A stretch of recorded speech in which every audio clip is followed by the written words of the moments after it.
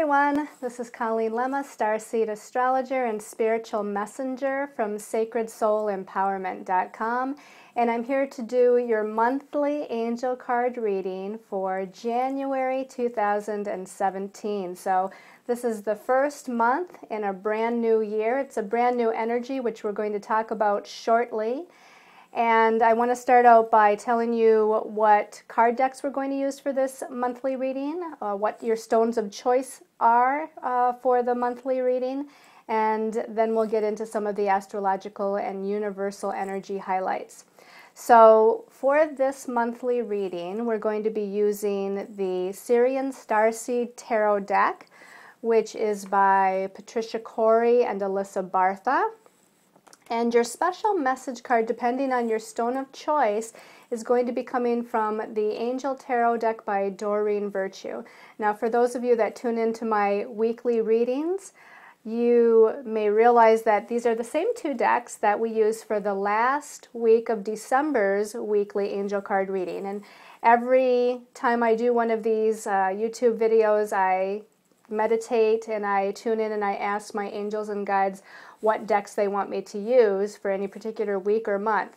And for whatever reason, they're having me use the same two decks for the month of January that I used for the last week of December. Powerful decks. I love both of these decks. And let's go ahead and show you what your stones of choice are for your special message card. Okay, so your first stone of choice is a selenite wand. Obviously, this is a pretty big selenite wand. And they don't want me to tell you a whole lot as far as the metaphysical meanings of the stones. I often give you keywords or sometimes give you a couple of sentences about each stone. But they really want you to start using your intuition and just go with what feels right, what you're drawn to. And sometimes you like a particular stone, but in a particular week or month when I do this, you might be drawn to something different, something that just stands out to you. So again, this is a selenite wand. Your second stone of choice is a celestite, and this is a big hunk of celestite. It's a beautiful light blue colored stone. This is a cluster, so a big blue celestite cluster. It's pretty heavy too. Okay, and your third stone of choice is a clear quartz crystal, very large, heavy, and pretty clear. You can see as I kind of turn it around here, it's a pretty clear. This is a really nice side here because it's got this real, like a window to it. You can almost see through it.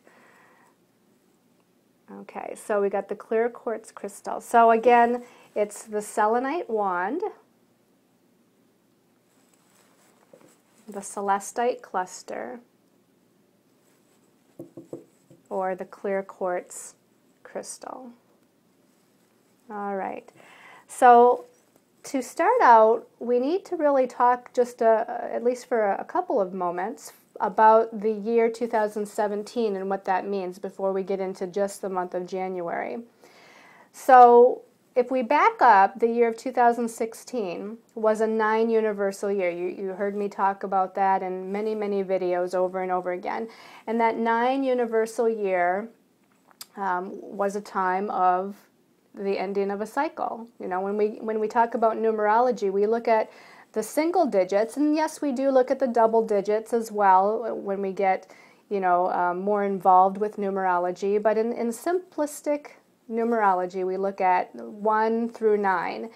And so 2 plus 0 plus 1 plus 6 for 2016 was a 9 universal year energy. And the 9 is about completion. It's about going with the flow, allowing. It's about the divine feminine energies.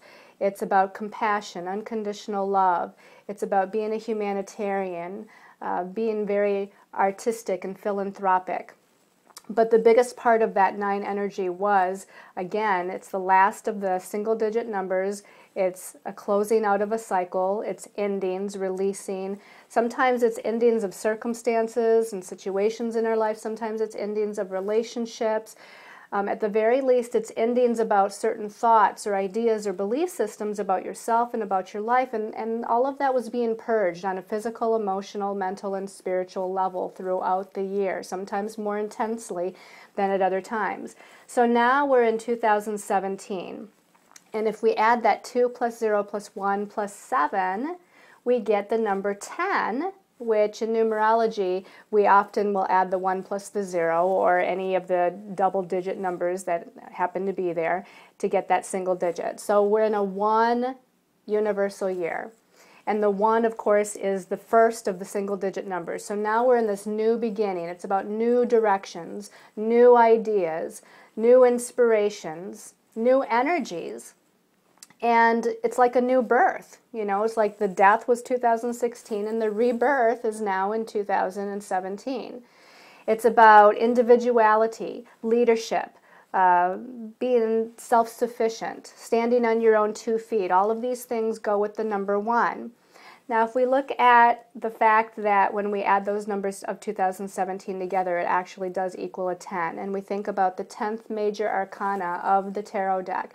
The 10th major arcana is the Wheel of Fortune, okay? And the Wheel of Fortune is just like it sounds. It is about the wheel of karma or the wheel of fate spinning, and we're coming into a time of good fortune, okay? So it is just like that. If we think about 2016 and 2017, that wheel of karma was kind of spinning or going to the next notch, so to speak. And now we're coming into this new beginning time, this new energy, these energies of blessings, okay? And I think that there's going to be some ups and downs in this year, of course, but I also think that this is going to feel, for a lot of people, very inspirational, much lighter, more joyous, more positive. At least I hope it's more positive for all of you. Let's start it out in the very beginning here with January. Let's start out with an idea of positiveness, okay? Let's go into this feeling uplifted and joyous about what lies ahead of us, this new birth, this rebirth that we're coming into. So now if we just look at January, okay, that was just a very quick overview about January, or excuse me, about 2017's energy. But if we just look at January and we take that 10 energy for 2017, the 10 universal year energy for the whole year, and we add it to January, which is the first month, we get the number 11, okay? So now just January by itself vibrates to the number 11, which is a master number, which, if we reduce it down, is the number 2. 1 plus 1 is 2. And the 2 is always about balance. I mean, think about 2 people, or think about a teeter-totter, or think about the scales of justice, which is actually going to be in this card here, the 11th major arcana that we'll talk about here in a moment. But the number 2 means that we have to stay balanced in this month of January. We're going to be balancing various aspects of duality. We're going to be balancing divine feminine and divine masculine energies. And it's going to be a time of a little bit of patience. If you think about forward movement, which again, the number 1, with the whole universal year being a 1 universal year, is about forward movement and new beginnings. But when we think about the number 2, we think about a balancing act. We think about having to have a little bit of patience because maybe we're not ramming full strength ahead yet. You know, we're having to have this patience and kind of hold back and wait and see what happens. And actually Mercury, we start out with January, Mercury is in retrograde, okay? And there's some other things too astrologically, which we'll mention here in a moment, that really tells us, okay, we might not be ready to charge ahead yet, but we are ready for new beginnings. Have a little bit of patience, stay balanced, and we'll see how things unfold. Now, if we look at that master number energy, master number 11 is the number of the light worker. Okay, when we talk about numerology and we look at the master number energy, it's a higher vibrational energy. And it reminds me of Uranus. If you think back to that last week of December, the weekly reading, and we talked about Uranus going stationary direct. To me, the master number 11 is like Uranus, and it's not been but a few days since Uranus has been direct or gone direct. So that higher vibrational energy of that master number 11 is saying, hey, wake up, you know, people, wake up, light workers. It's time to really step into your true spiritual selves. And if you look at this card, which in the Syrian Starseed Tarot is labeled Divine Justice, in the regular tarot deck it would just be called the Justice card. You can see here this woman who's blindfolded, holding the scales, okay? So the scales imply stay balanced, and she's wearing a blindfold, which means you can't quite see clearly yet what's going to be ahead of you. So, you know, she's standing there kind of in a stance of patience. She's standing there, though, in a stance of trust, okay? So this is about trust and having patience, because justice is coming. The scales of justice are being balanced out. That sense of equality is coming, is here, but it's going to take a few days, perhaps, or maybe even a few weeks before we can take off that blindfold and see clearly what the next step is and where we need to go. But know that between the Wheel of Fortune here, which is the whole year of 2017, and Divine Justice, which is the month of January of 2017, that we're in a really good energy. We're in a really good space to move forward. Okay. So let's talk about the astrological highlights now of January. Now, this isn't everything that's going on, but I just picked out some of the things that maybe it will be helpful for us to know. And one of those things is that on the 2nd and 3rd of January, depending on where you are in the world, the planet Venus is moving into Pisces. So why is that important? Well, Mars went into Pisces towards the end of December. Now we have Venus going into Pisces, and Pisces is one of those signs that is not about action and movement, but about being still and merging with your higher spiritual self. Venus is a planet that deals with the divine feminine. So here we are with Venus, the divine feminine energy, and she's merging with compassion. She's merging with unconditional love. She's merging with her spiritual self. And so she and Mars, her masculine component, Mars and Venus are kind of the two lovers, okay?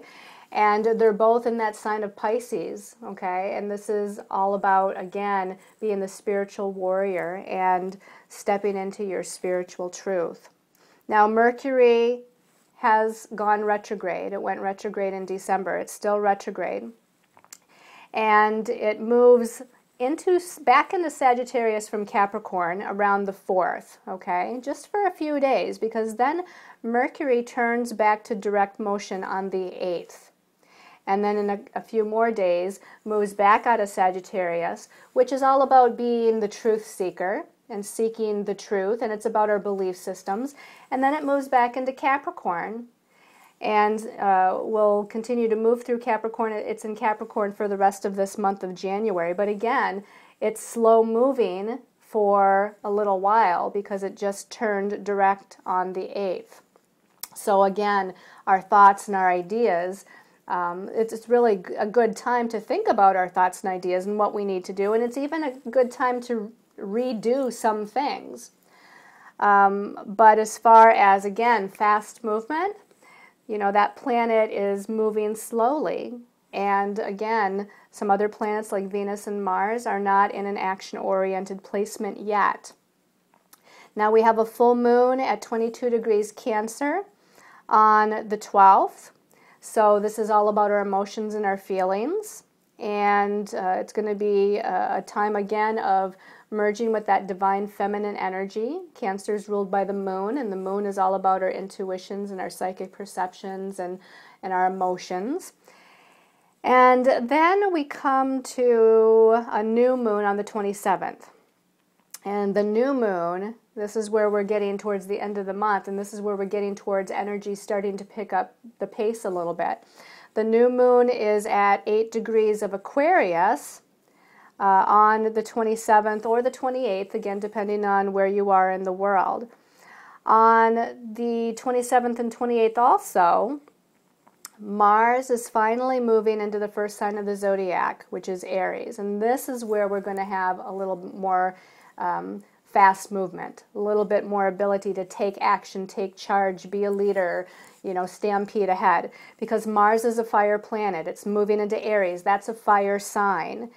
And we round out the month also with Mercury coming out of its shadow. Okay, it was in its shadow since the 1st of December as far as its retrograde cycle. Now towards the 27th, 28th, 29th, somewhere in there, it moves out of its shadow of where it went retrograde in the first place and actually conjuncts Pluto, which is a powerful punch. It's, I think it's a very positive, powerful punch because Pluto is about power. It's about death and rebirth. It's about transformation, change, regeneration. And again, Mercury is out of its shadow and connects with Pluto, and that's on the 29th. So this is where we can really make things start to happen. So the other interesting thing is that from January 8th until February 6th, all of the planets are in direct motion. Once Mercury goes to direct motion on the 8th of January, all of the other planets are then also in a direct movement or a forward movement. Now, it doesn't happen often, really. You'd think that it does, but because those outer planets, sometimes when Pluto or Uranus or Neptune goes into retrograde motion, they're often in a retrograde motion for like 6 months, at least 4 months, depending on the planet. So when all of the planets, including the outer planets, are in a direct forward movement, that's kind of a big deal. So from that time period, it's almost about a month, from January 8th till February 6th, you can actually really make some things start to move and happen. And I know that kind of goes against what I said earlier as far as things not really picking up speed until the end of the month, and I still think that's true. I think there's a lot of forward movement, and we're actually able to kind of initiate new directions. But I feel like the initiation of those new directions are not really going to start to unfold in a quick manner until we get towards the end of the month with Mercury picking up speed and Mars moving into Aries. And also, by the way, when Mars moves into Aries, it's actually we're coming into a new Chinese New Year, which is going to be the year of the rooster. So interesting energies that we have for the month. Let's take a look at our cards from the Syrian Starseed Tarot for the month of January and see what our angels and guides have to say. So we turn over the first card. And this is Major Arcana number 5, and it's called Guidance in this deck. Now, in the traditional tarot deck, it's called the Hierophant. And the Hierophant is about spiritual guidance, but usually we're seeking that spiritual guidance from a shaman or a guru or a priest or somebody with a sense of spiritual authority that's outside of ourselves. Now, in this particular deck, you can see that the imagery is the Buddha. And the Buddha here actually suggests that we're seeking that spiritual guidance from within ourselves. Okay, when we think about Buddhism and the Buddha, and you know, the Buddha is often depicted in a state of meditation and going within. And that's, in this deck, the message that we're to receive, is that we're starting out this month, the first month of the year, needing to really go within ourselves, to really search spiritually for our spiritual truth, to connect with our spiritual truth, to connect with our spiritual power, to connect with our sense of balance. Okay, we go back to, you know, that idea of 11/2 numerology energy of January being about balance.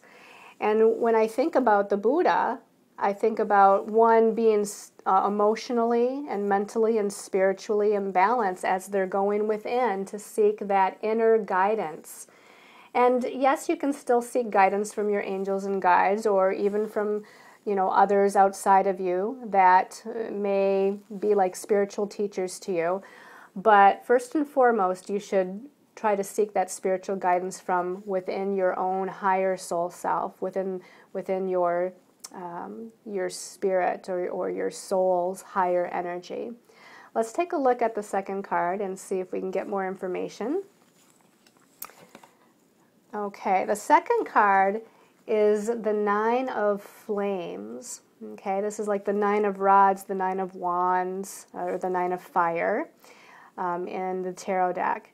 And so the Nine of Flames, you know, we think about, again, number 9. The 9 energy is coming to the end of something, okay? In the tarot, we actually have a 10 that comes after the 9 until we get to the court cards. So at the 9, we're almost at the end of some sort of journey, and this is a journey of the spirit, okay? The flames or the fire is about spiritual energy. And here, if we look at this particular card's imagery, we have a man. He actually looks like he's been in battle here a little bit. He got something wrapped around his head, and he looks like he's in a stance of almost being a little bit tired of what he's been, you know, of what he's, the war that he's been through, or the challenges that he's been through. I guess that's the good way to say it. The spiritual challenges that he's been through, it's almost like he's taking a rest before he gets to the final battle. But he's very well protected. If you see this wonderful pyramid in the background and the flames, the torches that are all around him, he's very spiritually protected as he's getting ready to make his final move forward to complete something. And I feel like here, you know, again, this reminds me of 2016 and all of the challenges and the ups and downs that we've traversed and been through. We're coming to the end of something. We're getting ready to complete something spiritually on a spiritual level. And here we're divinely guided and protected as we're getting ready to take a stand. You know, here I feel like he's taking a stand, and he's divinely protected as he takes that stand this month. This also, to me, indicates a little bit of patience, because he's not in a state of action. He's not charging forth. He's not, you know, walking or running or anything like that. He's standing. And so in this standstill energy, he's getting ready for something. So let's see what he's getting ready for. Let's turn over the third card. Okay, the third card, we have Major Arcana 0, which is Starseed. In the traditional tarot, this is the Fool card, and the Fool is about a new beginning. It's about getting ready to go on a new spiritual journey, to walk a new path, to take a new direction in life. And in this particular deck, we see this beautiful crystal here. Sitting in the field, and we see the star seed, or the star, falling to earth. So again, this signifies a new birth to me. You know, the star falls to earth, and there's something new that comes from that. We don't know what the new energy is going to be yet, because it hasn't happened yet. But we're getting ready to see what that is all about. And the star seed, just to me again, indicates that you are all light workers. You are all part of the stars. You are all part of that God source energy. And this goes back to the idea that January is a master number 11 month. That is the sign of waking up the light worker. Whenever I see 11, I always think it's a call to awaken the light worker. You know, it's a call to listen, to get ready. It's a call to your own soul to realize the truth within you and to empower yourselves. And this is what that Starseed card is all about. So we're all getting ready for this new beginning, to set forth on a new adventure and to find out what blessings are coming down from the universe for us all. All right, so let's go ahead and see what your special message card is, depending on your stone of choice here. Those of you that chose the Selenite wand. Selenite wand people, I already see a card sticking up here, so I'm going to pull it out and see what it is. Okay, Selenite people, 8 of air. Okay, it says, an illusion of being trapped. a lack of self-confidence and you're afraid to take action, okay? So there's things that happened, whether they be circumstances of last year, 2016, or things that have accumulated over lifetimes. This is about you feeling disempowered, but it's part of the mind. It's part of an illusion of the ego mind, just as this card says. So it's time to break free of those illusions. It's time to break free, set yourself free, and charge forward, move forward away from the ego mind and all that it's kind of creating, the chaos it's creating in your mind. It's time to really empower yourselves. And I feel like, meditation, I feel like healing work, journaling work, getting some sort of perhaps guidance again. Whatever it is that resonates for you, it's time to break free of that illusion. And the number 8 is always about empowering yourself, being your own authority, taking charge. And this is, again, on the mental level. So take charge and throw away what you no longer need. Cut the cords, release. You have a lot more power than you realize. Okay?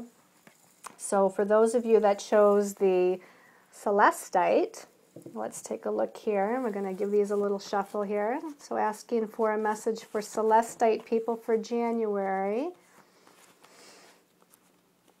Okay, just not seeing it yet. Okay, so one is sticking up here, I see. Celestite people, 7 of Earth, okay? Another one of the mind, really, but 7 of Earth, seeds that are well planted, a temporary pause in action and unnecessary worry. Whenever I think of the number 7, I think of, again, the doubts or the lack of faith and trust that the ego mind carries. But this is playing out somehow within your finances or business or career. In the earthly realm is where these doubts and lack of faith is playing out. Now, this again, seeds are well planted. There might be just a little bit of time, a little bit of patience needed before things start to grow, before things take sprout, okay? We talked about that with the astrological energies of this month, so this seems to emulate that. And again, when you plant a seed, you do have to wait. You have to water it, you have to tend to it, make sure it's getting enough sunlight. And if you do those things with your ideas and with the actions that you're trying to take, you will soon see those seeds, those ideas starting to take sprout and starting to grow and starting to move. So again, just have a little bit of patience and allow things to unfold in divine timing, okay? All right, and for those of you that chose the clear quartz crystal point, let's take a look here. Let's take a little bit of a shuffle and ask for a message for the clear quartz crystal point people. Okay, this one's sticking up. 6 of water, interesting. Okay, this was one of the special message cards, I think, for the last week of December. So maybe some of you chose this card for the last week of December. If you're choosing it again, really need to pay attention to the message. Memories from your history or childhood, issues regarding children perhaps or family, and romanticizing the past.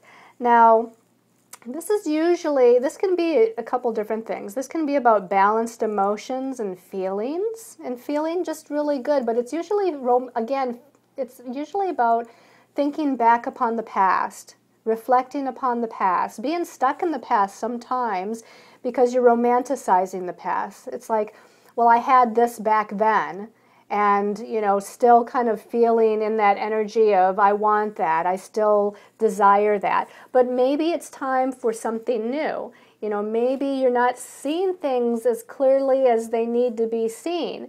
Now, I feel like this is a good place as far as the emotions and the feelings. And this is also, they're also saying that some of you are going to be dealing with some family things in January, okay? The number 6 to me is about home and family stuff.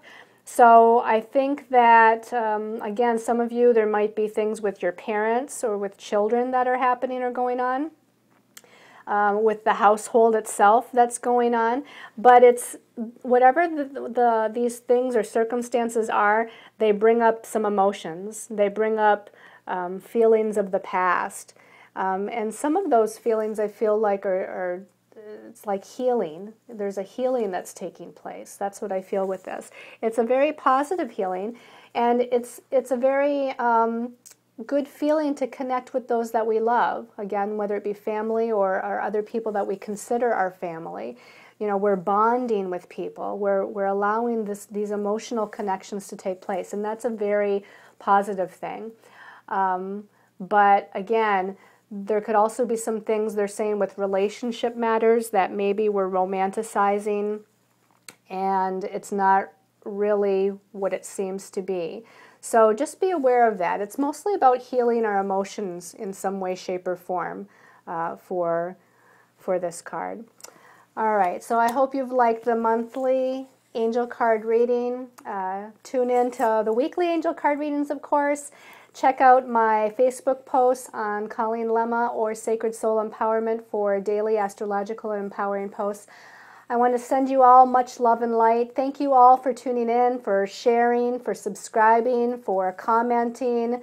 I appreciate each and every one of you, and I'm grateful and thankful that we went through 2016 together and that we're going through 2017, hopefully in a much more joyous, prosperous, abundant state of being. So, namaste to all of you, and love and light.